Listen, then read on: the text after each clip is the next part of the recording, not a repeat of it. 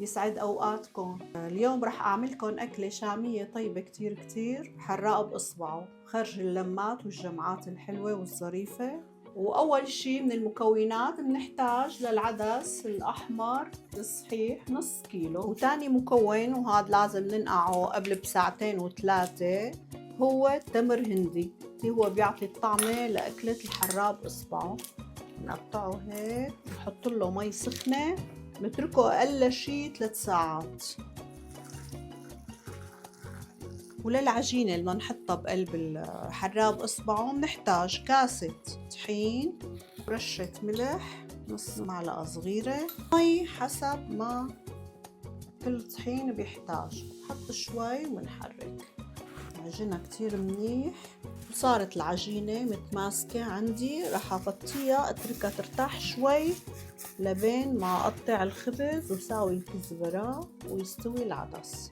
وهيك قطعنا الخبز السوري، بدي اياه مقطع مشان اقليه وحطه على الوش، والبصل بدي اياه ترانشات كمان بدي اقليه، وعندي الكزبرة الخضراء مفرومة زبطتها، والرمان كمان للزينة.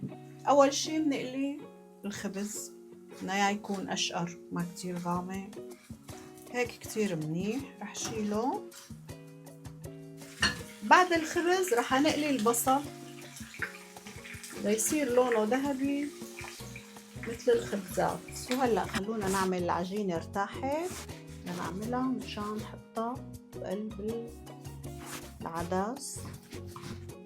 لازم نكتر لها طحين كرمال ما تلزق، ومنرقها كتير رقيقة، سهل فردها كتير، ما بدها عذاب لأنه ارتاحت. وهلأ رح نقطع العجينة لمربعات.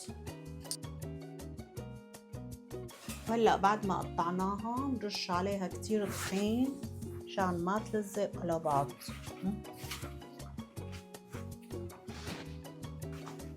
فيك تحطي فيه معكرونة نفس الشكل، فيك تحطي معكرونة، بس يعني الأصول هو بالعجين.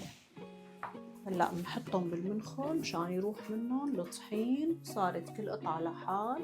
وهلأ رح نصفي التمر هندي المنقوع، لازم يكون منقوع كتير منيح، أنا نقعته طبعا قبل بوقت. رح نمرقه على المصفاية مشان نحطه فوق العدس، نعصره منيح.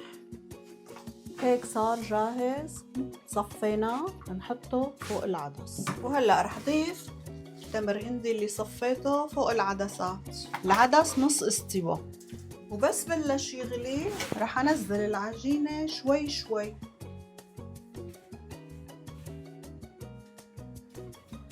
بنزل قطع وبحرك، ما بنزلهم دفعة واحدة مشان ما يلزقوا مع بعض.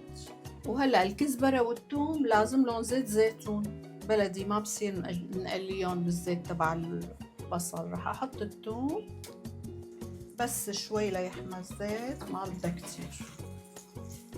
تقليبتين الثوم مع زيت الزيتون مشان ما تروح طعمتهم. بنحط فوقها كزبرة ودغري بنطفي تحتها مشان تضلها مثل ما هي، بس هيك تقليبتين. شو هالريحة الطيبة، يا سلام. والعجين بس حطه ما بصير اتركه، لازم ضل حركه مشان ما يلزق بالسفل. وبيحب زيت الزيتون رح احط كاسة، لازم اطيب شي بيطيبه للحراق باصبعه زيته الكتير. شوية بصل كتير بيعطي طعمه، نتركه ليستوي. وهلأ هيك استوت العجينة واستوى العدس، ويا عيني ريحة بتجنن. رح احط لهم معلقة من الكزبرة والثوم يلي قلبتهم، بنخلي الباقي للتزيين. هيك صار عنا جاهز الحراق باصبعه. طبعا بتذوقي الحمض، بتذوقي الملح، كل واحد حسب ما بيحب. وهي صار عندي اطيب اكلة حراق باصبعه جاهزة، ما صفي علينا غير التزيين.